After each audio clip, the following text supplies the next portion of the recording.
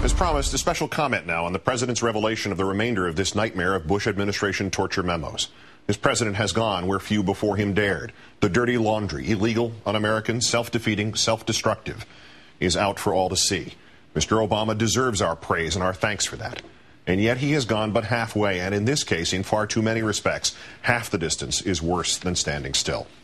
Today, Mr. President, in acknowledging these science fiction-like documents, you said that this is a time for reflection, not retribution. I respect the strong views and emotions that these issues evoke. We have been through a dark and painful chapter in our history, but at a time of great challenges and disturbing disunity, nothing will be gained by spending our time and energy laying blame for the past.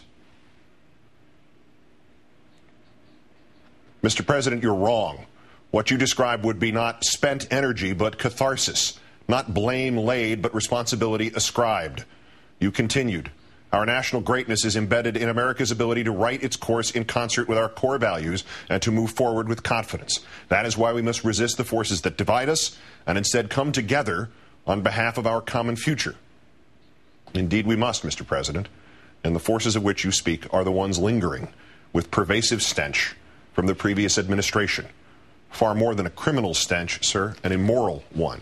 One we cannot let be recreated in this nation. One, President Obama, it is your responsibility to make sure cannot be recreated.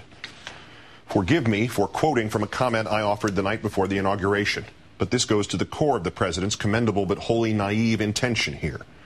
This country has never moved forward with confidence without first cleansing itself of its mistaken past. In point of fact, every effort to merely draw a line in the sand and declare the past dead has served only to keep the past alive and often to strengthen it. We moved forward with slavery and the Declaration of Independence and the Constitution, and 49 years later we had buried 600,000 of our sons and brothers in a civil war.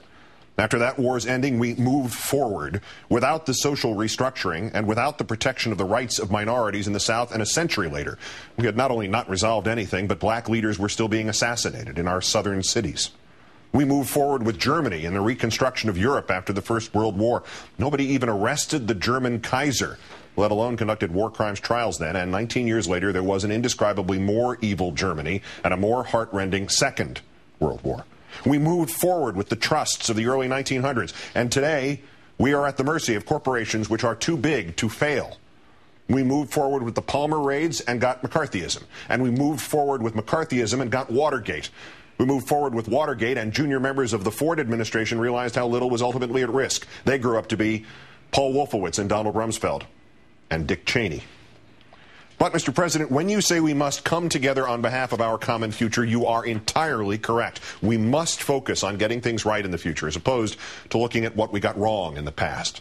That means prosecuting all those involved in the Bush administration's torture of prisoners, even if the results are nominal punishments or merely new laws. Your only other option is to let this sit and fester indefinitely, because, sir, someday there will be another Republican president, or even a Democrat just as blind as Mr. Bush to ethics and this country's moral force.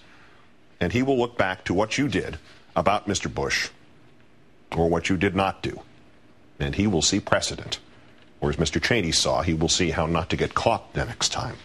Prosecute, Mr. President. Even if you get not one conviction, you will still have accomplished good for generations unborn. Merely by acting, you will deny a further wrong, that this construction will enter the history books. Torture was legal. It worked. It saved the country. The end. This must not be. It is our intention, you said today, to assure those who carried out their duties relying in good faith upon legal advice from the Department of Justice that they will not be subject to prosecution. Mr. President, you are making history's easiest, most often made, most dangerous mistake. You are accepting the defense that somebody was just following orders. At the end of his first year in office, Mr. Lincoln tried to contextualize the Civil War for those who still wanted to compromise with evils of secession and slavery. The struggle of today, Lincoln wrote, is not altogether for today, it is for a vast future also. Mr. President, you have now been handed the beginning of that vast future. Use it to protect our children and our distant descendants from anything like this ever happening again, by showing them that those who did this were neither unfairly scapegoated nor absolved. It is good to say we won't do it again. It is not, however, enough.